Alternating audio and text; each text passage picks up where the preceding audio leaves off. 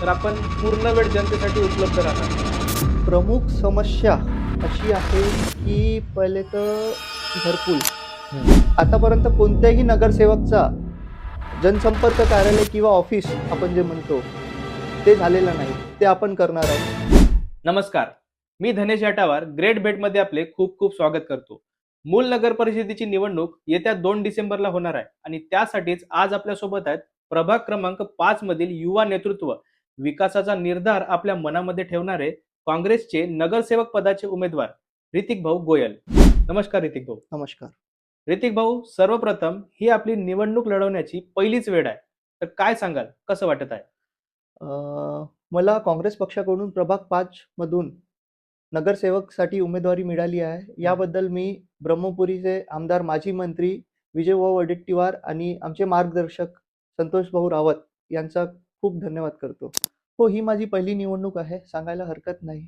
उत्साह आहे नवीन आणि एक नवीन विचारधारा घेऊन मी ही निवडणूक लढवत आहो. जेव्हा मी लोकांशी प्रचार करताना भेटत आहो, तर त्यांचा विश्वास पाहून मला पुन्हा माझा आत्मविश्वास वाढत आहे.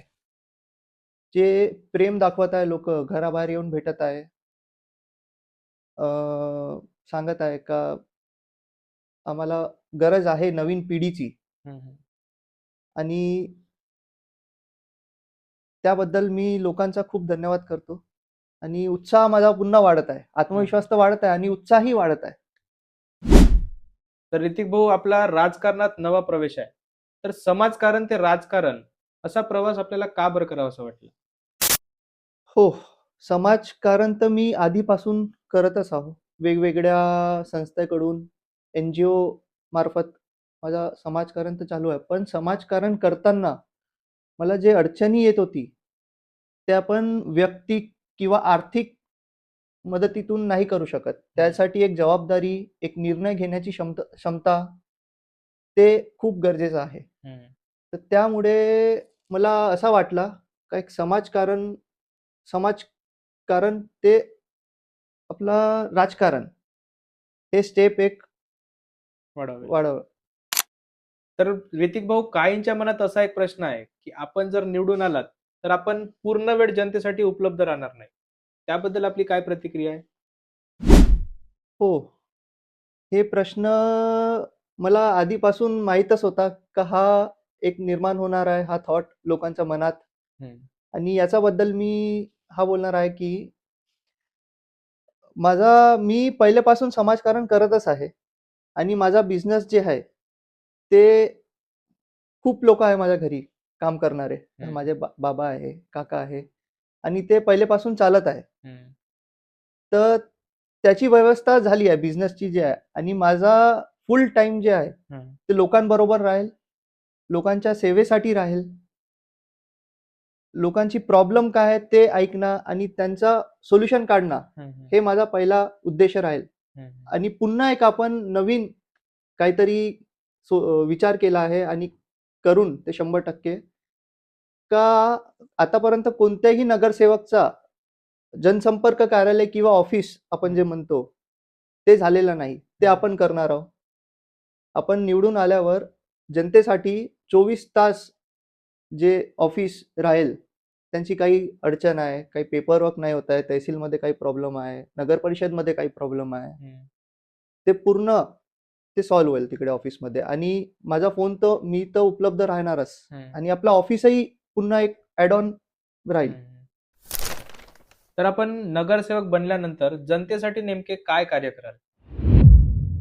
आता जसं प्रभागात फिरताना मला काही गोष्ट पहिले तर माहीतच होते. आता पुन्हा नवीन जे टॉपिक आहे ते जाणीव होत आहे का रोड तर आहे, पण बरोबर नाही आहे.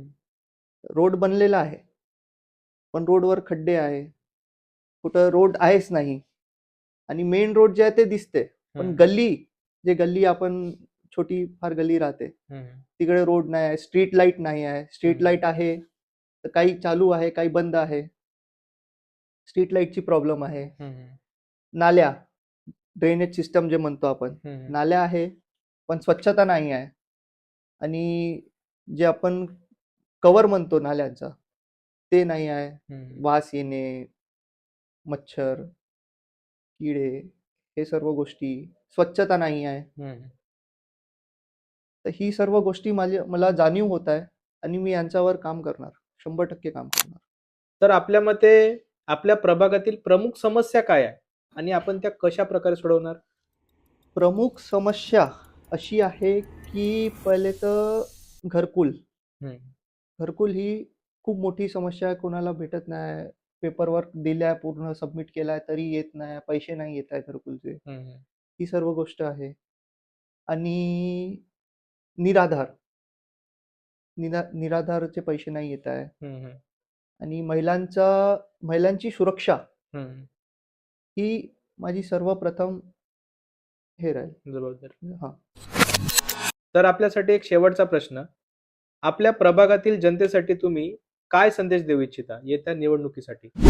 ही निवडणूक जी आहे ती स्थानिक आहे. तर माणसं पाहून त्यांची कार्य करण्याची क्षमता ते पाहून, कोणाचा दबावाखाली नाही येऊन निवडणूक निवड करावी माणसाची.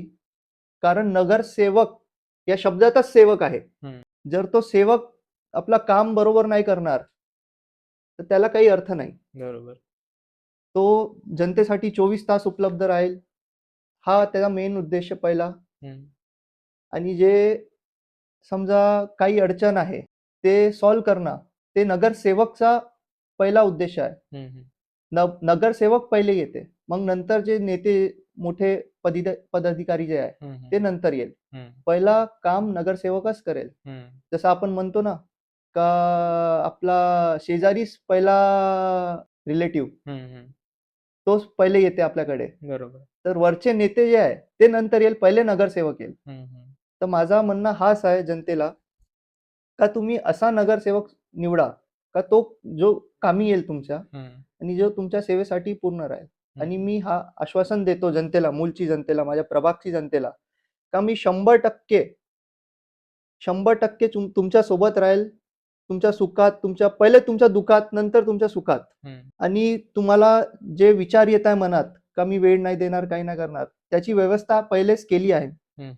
मी 100% तुमच्या सोबत आहे, तुमच्या पाठीशी आहे आणि आताही आहे आणि नंतरही 5 वर्षात राहणार.